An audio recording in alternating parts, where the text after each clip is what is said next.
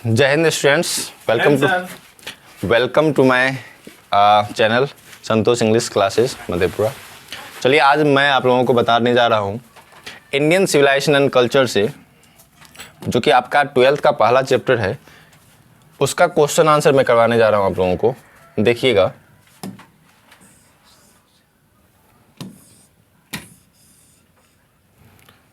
तो आप लोग देखिएगा पहला क्वेश्चन क्या है। पहला क्वेश्चन B11 में आपको आता है complete the following sentence on the basis of what you have read studied. कि आपने जो कुछ भी पढ़ा उसके आधार पर इस सेंटेंस को आपको पूरा करना है। तो 4 या 5 सेंटेंस आप लोगों को देखने को मिलेगा। क्या है देखिए, कहता पहला क्वेश्चन है इंडियाज ग्लोरी इज डेट, कि इंडिया की ग्लोरी, जो इंडिया का जो वैभव है, क्या है, इज इमूवेबल। वो क्या है, अडिग है, अपने जगह पर अडिग है, वो उसको कोई हिला नहीं सकता, इमूवेबल है। दूसरा है the charge against India is that, कि हमारे इंडिया के खिलाफ, हमारे भारतीय सभ्यता के खिलाफ क्या आरोप लगे हुए हैं।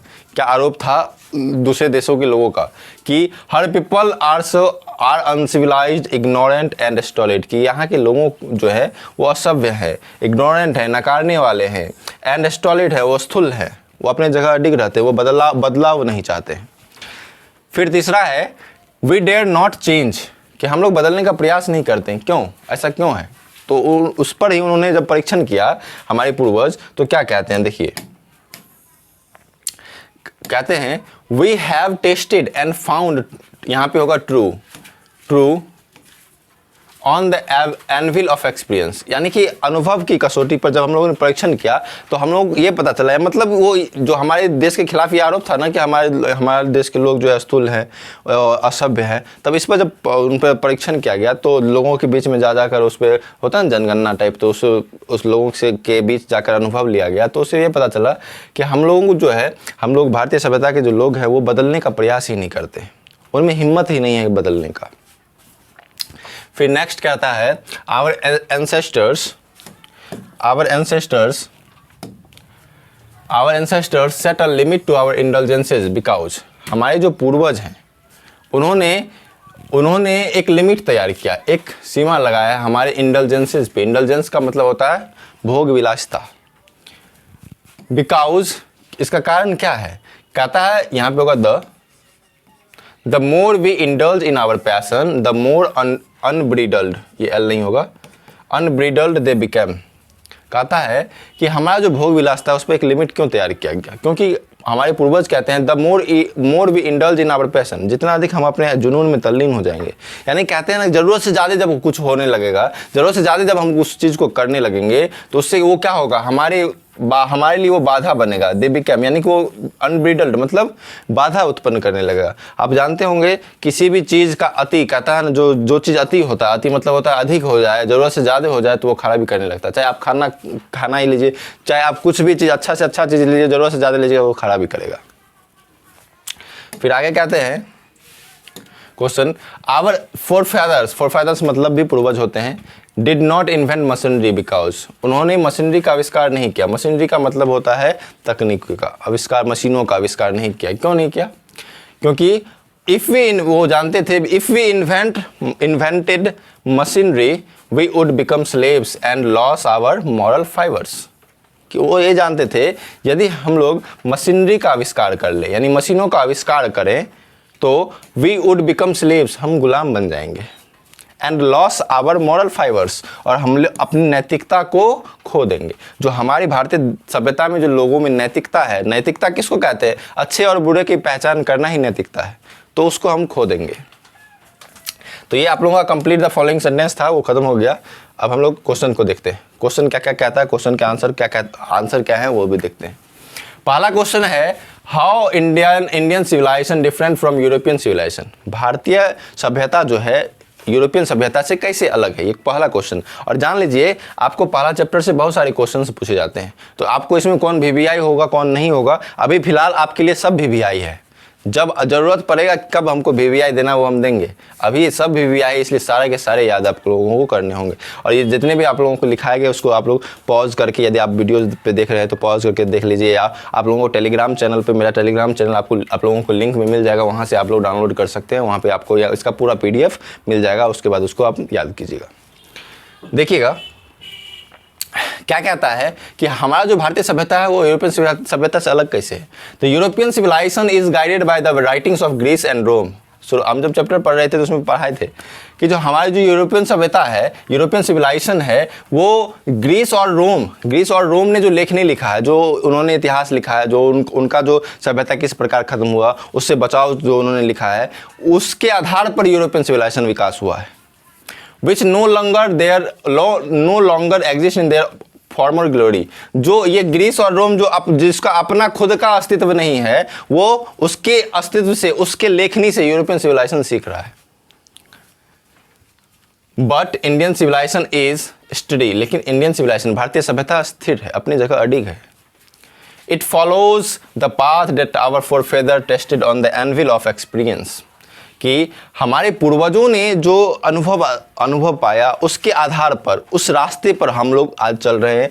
इट फॉलोज, यानी हमारे भारतीय देश की सभ्यता चल रही है। That follows our forefathers tested on the anvil of experience, अनुभव की कसौटी पर जो उन्होंने अपना अनुभव दिया, लोगों को राय दिया, सभ्यता को में जो राय दिए, उनके आधार पर हमारा सभ्यता चल रहा है। And found true and durable, और ये हम लोगों को पता चला कि हमारा सभ्यता ही आज भी बरकरार है, यानी ट्रू है, सच है। वास्तविक में हमारी देश की सभ्यता यानी इंडियन सभ्यता ही सबसे अच्छी है। एंड ड्यूरेबल भी है, ड्यूरेबल मतलब टिकाऊ है, सब दिन से ज़्यादा टिकाऊ, सभी सभ्यताओं से ज़्यादा टिकाऊ है हमारा सभ्यता, जो आज भी बरकरार है। हालांकि हम लोग अब धीरे धीरे वेस्टर्नाइज्ड हो रहे हैं, धीरे धीरे वेस्टर्न हो रहे हैं, लेकिन हमारी सभ्यता आज भी गाँव में बसा हुआ है। Indian civilisation needs no external guide, भारतीय सभ्यता को किसी और की आवश्यकता नहीं, किसी और का कह सकते हो, किसी और का सलाह की आवश्यकता नहीं, किसी और का नेतृत्व की आवश्यकता नहीं। हम लोग जैसे हैं वैसे ही अच्छे हैं। नेक्स्ट कहते हैं क्वेश्चन नंबर 2, देखिएगा क्या है। Why does Gandhi ji say that mind is a restless bird? What makes the mind restless? Gandhi ji क्यों कहते हैं कि हमारा मन बेचैन पक्षी है, और क्या ऐसा चीज है जो हमारे मन को बेचैन बनाता है? तो इसका आंसर होगा, Gandhi ji says that mind is a restless bird because it never satisfied. Gandhi ji ये कहते हैं कि हमारा जो मन है वो बेचैन पक्षी है। क्यों? क्योंकि ये कभी भी संतुष्ट नहीं हो सकता। The more it get the more it wants, जितना अधिक इसे मिलता है उतना अधिक चाह बढ़ती है। हमारा जो मन है क्या है? बेचैन पक्षी है, जितना अधिक मिलेगा चाह बढ़ती जाएगी, दुगुना होता जाएगा वो। इसी कारण से हमारा मन एक बेचैन पक्षी है जो कभी संतुष्ट नहीं हो सकता। फिर आगे कहते हैं नेक्स्ट कहते हैं why did our ancestor dissuaded us from luxuries and pleasures, कि हमारे जो पूर्वज थे हैं हम लोगों को लग्जरीज एंड प्लेजर, लग्जरीज शानो शौकत की जिनका खुशी भोग विलासिता, प्लेजर्स मतलब होता है लग्जरी एंड प्लेजर मतलब भोग विलासिता, शानो शौकत की ज़िंदगी जीना, इससे हम लोगों को अलग क्यों रखे, क्यों हम लोगों को उससे दूर रखे? Did they do right thing, क्या उन लोगों ने सही किया हमारे साथ? क्या हमारे पूर्वज ने हमारे साथ सही किया? क्या ये भोग विलासिता की जो ज़िंदगी है जो हमारी सभ्यता में रखा गया उससे हम लोगों को दूर रखा गया, क्या वो सही था? तो आगे आंसर कहते हैं our ancestors dissuaded us from luxury and pleasures because they do not lead to happiness। हमारे जो पूर्वज हैं हम लोगों को लग्जरी एंड प्लेजर, भोग विलासिता की ज़िंदगी से दूर रखे, क्योंकि वो हम लोगों को खुशी को और नहीं लेके जाते थे, खुशी के लिए नहीं लेके जाते थे, खुशी की और नहीं लेके जाते थे। मतलब वो इसका ये मतलब नहीं कि हम लोग खुश देखना नहीं चाहते थे, उसका ये मतलब था ज़रूरत से ज़्यादा खुशी नहीं देखना चाहते थे, जितना ज़रूरी है वो काफ़ी है, उससे ज़्यादा जैसे ही बढ़ेगा चाह बढ़ेगी तो हम लोग किसी चीज़ जो इसमें चाह बढ़ेगी उसको पाने का हर संभव प्रयास करेंगे, चाहे वो छल से कपट से जैसे हो, चाहे किसी का हत्या करके हो, चाहे किसी का हक छीन कर हो, उसको पाने का प्रयास करेंगे। इसीलिए वो हम लोगों को हैप्पीनेस यानी कि ज़्यादा खुशी की ओर नहीं लेके जाते थे। The more one indulges in them, the more dissatisfied one becomes। जितना अधिक वो व्यक्ति उस हैप्पीनेस में, उस खुशी में तल्लीन रहेगा, वो उतना ही असंतुष्ट होता जाएगा। क्या हो जाएगा? वो उतना ही असंतुष्ट होता जाएगा। यदि चाह बढ़ गया, अब वो चीज़ को पाने का चाह बढ़ गया, यदि तुमको वो नहीं मिलने लगे तो क्या होगा? असंतुष्टि बढ़ेगी। तो वही कहते हैं कि वो असंतुष्टि बढ़ने लगी। Our ancestor did the right thing because we find that even the rich people are unhappy। अब वो कहते हैं कि इस चैप्टर से पता चल रहा है, ये आपका भी थॉट होना चाहिए, क्या हमारे पूर्वज जो थे उन्होंने सही किया? तो हमारी थॉट है ये कि our ancestor did the right thing, उन्होंने अच्छा किया, बहुत ही अच्छा किया, क्योंकि because we find that even the rich people are unhappy. हम लोग ये देखते हैं कि आज अमीर लोग भी नाखुश हैं, and many poor are happy, और बहुत सारे गरीब लोग खुश हैं। मतलब इससे ये पता चलता है खुशी का जो संबंध है वो धन और क्या कहते हैं भोग विलासिता से कभी नहीं रहा। वो चाहे आप गरीब हैं तब भी आप खुश हैं, अमीर हैं तो नाखुश है, इस पर कोई प्रभाव नहीं है। अमीर व्यक्ति भी नाखुश होता है और गरीब व्यक्ति भी खुशी रहता है, अमीर व्यक्ति भी खुश होता है, गरीब, लेकिन ऑफन नहीं, ऑफन मतलब प्रायः देखा जाता है कि अमीर व्यक्ति ही नाखुश होते हैं। In fact happiness is a mental condition, और कहा जाए तो हैप्पीनेस क्या है, एक मेंटल कंडीशन है, हमारा मानसिक स्थिति है। हम सोच लें कि आज हम खुश हैं तो खुश हैं, पहले सोच लिए कि आज हम दुखी हैं तो दुखी रहेंगे, तो ये हमारा एक मेंटल कंडीशन है। It does not depend on the wealth and positions, ये वेल्थ हमारी जो खुशी है वेल्थ यानी कि धन पर, और पोजीशन आपके पास कितना जमीन जायदाद है, किस चीज़ पर किस चीज़ का आप स्वामित्व है, किस चीज़ का आप मालिक हैं, उससे कोई फर्क नहीं पड़ता हैप्पीनेस को। आप गरीब हैं तब भी आप खुश रह सकते हैं, आप अमीर हैं तब भी खुश रह सकते हैं, आप मिडिल क्लास में हैं तब भी खुश रह सकते हैं। यही कारण है कि धन हो ना हो, खुशी एक ऐसा चीज़ है, एक फीलिंग है जो आप किसी को भी मिल सकता है। उसके लिए कह सकते हो ना, हम लोग टॉपिक करते हैं ना, इज मनी एवरीथिंग, क्या मनी रुपया ही सब कुछ है? नहीं, रुपया सब कुछ नहीं, आप रुपया से खुशी नहीं खरीद सकते। आज आप लोग देखते हो अंबानी का एक बेटा है अनंत अंबानी जिनका नाम है, कुछ आज से 1 साल पहले वो 1-2 साल पहले बहुत मोटे थे, पैसा था, पतला दुबला हो गया, लेकिन कितना भी पैसा रहा लेकिन आज उनको बीमारी है कि वो उसका शरीर मोटा आ गया, फिर आज उतना ही मोटा है। तो पैसा से सब कुछ नहीं किया जा सकता है, पैसा से आप सब कुछ नहीं खरीद सकते। उनके पास कितना भी पैसा हो कुछ नहीं, चाहे तो सब कुछ कर सकता है लेकिन नहीं कर पाएगा ना। कुछ ऐसी चीज़ है जो पैसे से नहीं किया जा सकता है।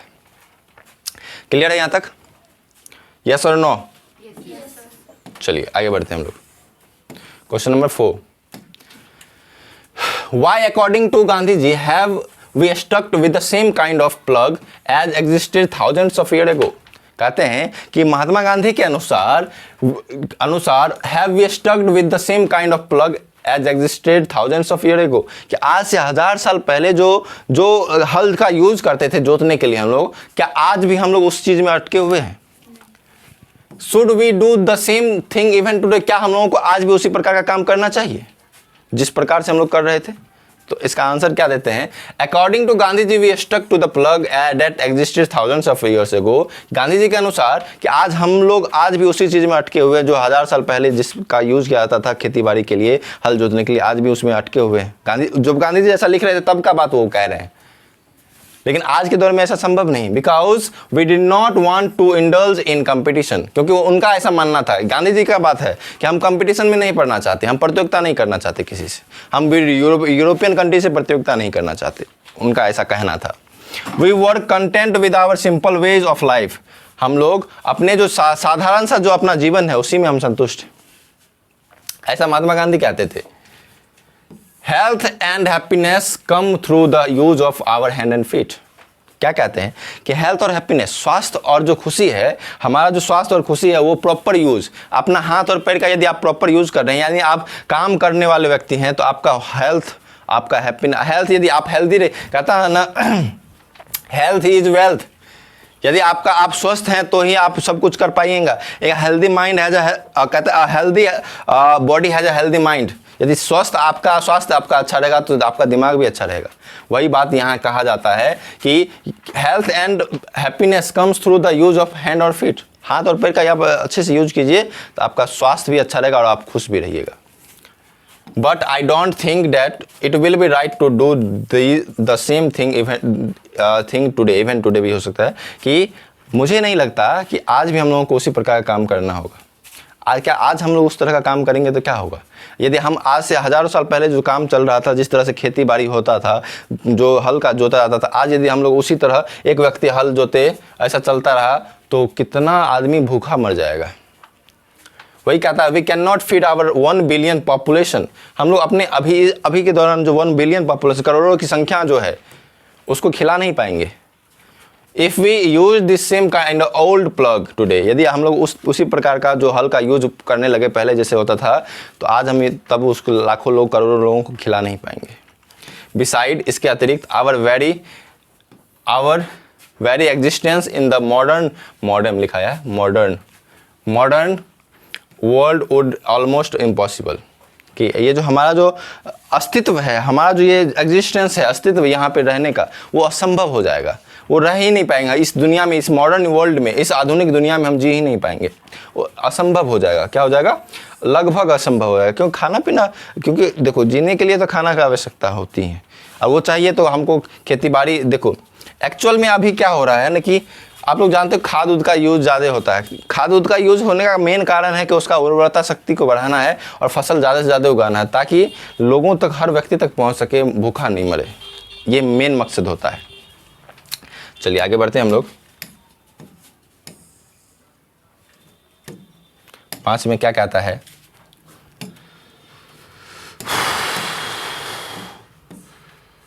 पांच में कहता है How did our ancestors view large cities? Why were they satisfied? Why were they satisfied? कहता है कि हमारे पूर्वज जो हैं वो बड़े बड़े शहरों को कैसे देखते थे और वो संतुष्ट किस चीज़ में थे। तो कहता है Our forefathers could foresee the vice that are bound to the flourish in big cities. हमारे पूर्वज जो है वो ये देख पा रहे थे कि जो बड़े बड़े शहर हैं वहाँ वाइस में तो होता है बुराइयाँ, वो बुराइयाँ बहुत ही तेज़ी गति से फैल रही है। बड़े बड़े शहरों में बुराइयाँ फैल रही है। They knew that gangs of thieves and robbers, prostitution and the other vices flourishing in big cities. वो ये जानते थे कि जो बड़े बड़े शहर हैं वहाँ पे गैंग्स ऑफ थीव्स हैं, चोरों का गिरोह है, डाकू डकैत हैं, प्रोस्टिट्यूशन वैश्यावृत्ति होती है, और बहुत सारी अलग अलग बुराइयाँ जो है बड़े बड़े शहरों में फ्लॉरिश हो रहा है, विकास हो रहा है उसका। And the rich rob the people, और जो अमीर लोग हैं वो गरीब लोगों को लूट रहे हैं। They were therefore satisfied with a small village, इसी कारण से वे लोग अपने छोटे छोटे गांव में ही संतुष्ट थे। फिर आगे कहते हैं क्वेश्चन नंबर 6, यहाँ तक क्लियर? 6 नंबर का क्वेश्चन है, क्या हो गया? हेलो मिस्टर, क्या कहता है? How did our ancestors enjoy true home rule, हमारे जो पूर्वज थे वो ट्रू होम रूल का कैसे, मतलब जो होम रूल होता है, घर के जो नियम होते हैं, होम रूल जो होता है उसको कैसे एंजॉय की। तो आंसर है our ancestor followed their simple occupation, उन्होंने अपना जो साधारण सा जो पेशा था उसको फॉलो किया, उसको किया। एंड लिव्ड इंडिपेंडेंटली, और वो स्वतंत्र रहे, किसी पर निर्भर नहीं, किसी व्यक्ति पर निर्भर नहीं, वो स्वतंत्र रहे। इसी कारण से दस they enjoy true home rule, इसी कारण से वे लोग अपना वास्तविक होम रूल का एंजॉय कर पाए। क्लियर है यहाँ तक? 1 मिनट, चलिए नेक्स्ट हम लोग चलते हैं। नेक्स्ट क्वेश्चन क्या कहता है देखते हैं। क्वेश्चन नंबर 2 B2 है। Answer the following question briefly, छोटा छोटा आंसर होगा इसका, इसको ये तुरंत खत्म हो जाएगा। कहता है व्हाट अकॉर्डिंग टू फाइल नहीं होगा, यहाँ होगा द ऑथर, मॉडर्न नहीं होगा, मॉडर्न सिविलाइजेशन, यानी कि ऑथर के अनुसार मॉडर्न सिविलाइजेशन क्या है? According to Gandhi modern civilisation is the worship of materialism and violence and brutality. Mahatma Gandhi के अनुसार मॉडर्न सिविलाइजेशन जो है वो मेटेरियलिज्म, भौतिकवाद की पूजा है, हिंसा की पूजा है और क्रूरता की पूजा है। उनके अनुसार, महात्मा गांधी के अनुसार क्या है मॉडर्न सिविलाइजेशन? क्या है? भौतिकवाद, हिंसा और क्रूरता, इसकी पूजा है। तो वो ये कहना चाह रहे हैं कि मेटेरियल जो है मॉडर्न सिविलाइजेशन, इसीलिए वो हम लोगों को मॉडर्न सिविलाइजेशन से अलग रखना चाहते थे, क्योंकि इसमें सिर्फ और सिर्फ क्रूरता भरा हुआ है, सिर्फ भौतिकवाद। आज हम भौतिक चीज़ों के गुलाम बन चुके हैं। आज आप थोड़ा देर मोबाइल यूज़ ना करिए, आप यदि मोबाइल डिस्चार्ज हो गया तो आदमी, आप भूखे रहें वो चलेगा, मोबाइल डिस्चार्ज हो तो खोजिएगा इसका चार्जर कहाँ है, इसका क्या कहते हैं उसको, जीवन साथी कहाँ है? चार्जर इसका जीवन साथी होता है, वही बात है। चलिए आगे बढ़ते हैं। क्वेश्चन नंबर 2 देखिएगा क्या कहता है। What did author convey to fellow नहीं the countryman about dealing with modern, क्या हो रहा है? ये जो हमारे टाइपराइटर को लगता है प्रॉब्लम्स आ गए। एक्चुअली टाइपिंग में मैं ही करता हूँ, पता नहीं हो सकता है मिस हो गया होगा, ठीक है।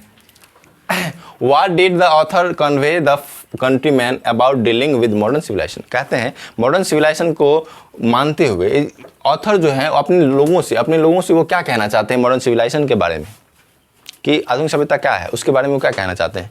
कहते हैं Gandhi ji point out that the tendency of Indian civilisation is to elevate moral being. Mahatma Gandhi कहते हैं कि जो क्या कहते हैं जो इंडियन सिविलाइजेशन है वो भौतिकता नहीं, वो नैतिकता को बढ़ावा देता है। किसको बढ़ावा देता है? नैतिकता को बढ़ावा देता है। But that of the western civilisation is to propagate immorality. लेकिन जो वेस्टर्न सिविलाइजेशन है वो अनैतिकता को बढ़ावा देता है। प्रोपेगेट मतलब होता है बढ़ावा देना, तो वो अनैतिकता को बढ़ावा देता है। ही आस्क्ड हिज कंट्रीमैन, वो अपने नागरिकों से, अपने देश के वासियों से पूछते हैं, कहते हैं to cling to their civilisation, अपने सभ्यता से जुड़े रहो, अपनी सभ्यता से चिपके रहो। But shun the modern civilisation at all cost, modern civilisation at all cost, लेकिन किसी भी कीमत पर, चाहे आपको खाने के लिए हो ना हो, किसी भी कीमत पर आप मॉडर्न सिविलाइजेशन से दूर रहें। क्योंकि वो देख चुके थे, क्योंकि वो साउथ अफ्रीका में रहे, इंग्लैंड में रहे, अलग अलग जगह अलग अलग देश में वो उन्होंने वेस्टर्न कल्चर को देखा था, वेस्टर्न सिविलाइजेशन को देखा था। तो उससे ये पता चल गया उनको कि अपने अनुभव से उन्होंने ये कहा कि हमें अपनी किसी भी कीमत पर मॉडर्न सिविलाइजेशन से दूर रहना होगा। लेकिन आज हम लोग धीरे धीरे उसको अपना रहे हैं, महात्मा गांधी को बोलते जा रहे हैं।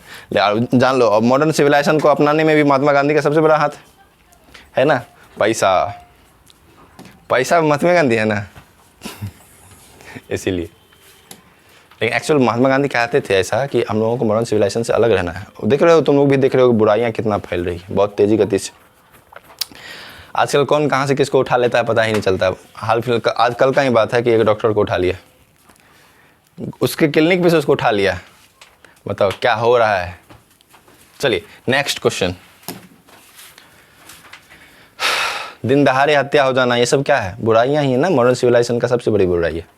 आगे चलते हैं। नेक्स्ट क्वेश्चन कहता है what is the distinguish characteristic of modern civilisation. Modern civilisation का जो विशेषता है, मुख्य विशेषता है, सबसे बड़ी विशेषता है, सबसे मुख्य विशेषता है, वो क्या है? According to Gandhi ji indefinite multiplicity of human wants. Mahatma Gandhi के अनुसार जो मल्टीप्लिसिटी ऑफ वांट्स है, यानी चाह जो है वो जो बहुगुना हो रहा है, is the distinguish characteristic of modern civilisation, वो मॉडर्न सिविलाइजेशन की विशेषता है। मॉडर्न सिविलाइजेशन की विशेषता एक ही यही है, सबसे बड़ी विशेषता यही है। चाह क्या होता है? बहुत अधिक बढ़ता है। चाह मतलब चाह, तो ये लेंगे, वो लेंगे, ये खरीदेंगे, वो खरीदेंगे, हमको ये चाहिए और चाहिए। ये सब जो चाह जो बढ़ रहा है वो मॉडर्न सिविलाइजेशन का सबसे बड़ी विशेषता है। नेक्स्ट कहते हैं question number 4। The author perceived danger from the question यही है, हाँ ठीक है। The author perceived danger from the modern civilisation how. कहता है मॉडर्न सिविलाइजेशन से में खतरा है, ऐसा बोलते हैं क्या कहते हैं महात्मा गांधी, यानी कि ऑथर। कैसे, ऐसा क्यों बोलते हैं?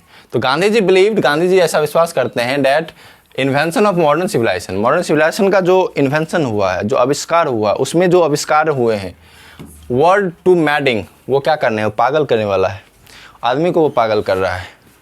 टू रेसिस्ट, उसे रोका अब नहीं जा सकता, रोक पाना वो मुश्किल है। दे कुड गिव, उन्होंने जो दिया वो आदमी को पागल बना के रख दिया है। मॉडर्न सिविलाइजेशन ने जो दिया है, जो कुछ भी आप लोग को मिला है, वो सब आदमी को पागल बना दिया है, वो सभ्यता को ख़त्म कर दिया है।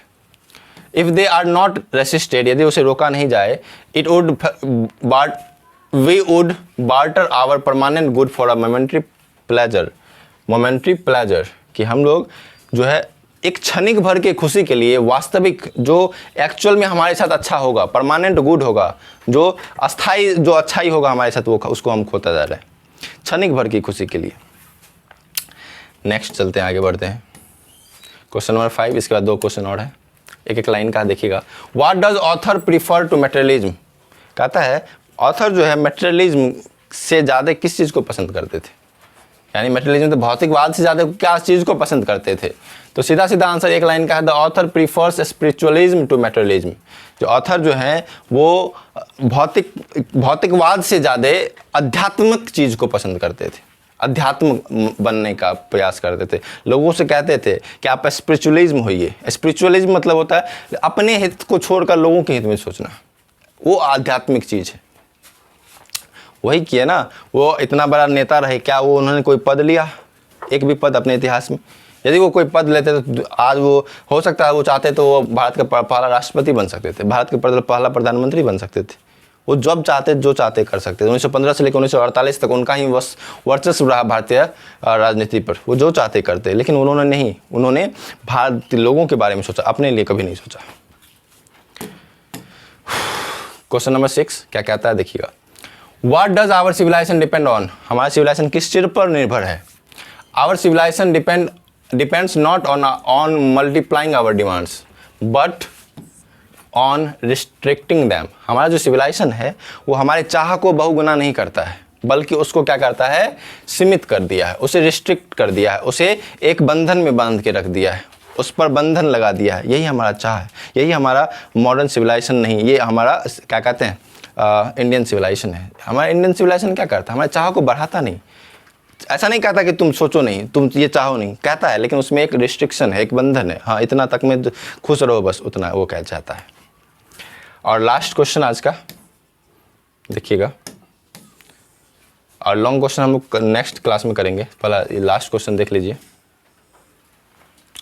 कहता है what is civilisation in the real sense of term. वास्तविक में रियल जो सिविलाइजेशन है, सिर्फ सिविलाइजेशन, उसका मतलब क्या होता है। In the real sense of term civilisation means deliberate voluntary restriction of wants.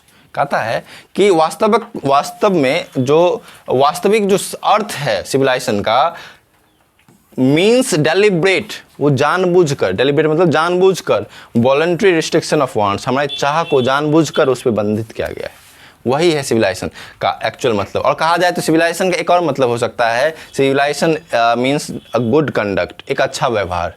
एक अच्छा व्यवहार भी जो है सिविलाइजेशन का एक अर्थ, एक कह सकते हो वास्तविक मतलब बताता है।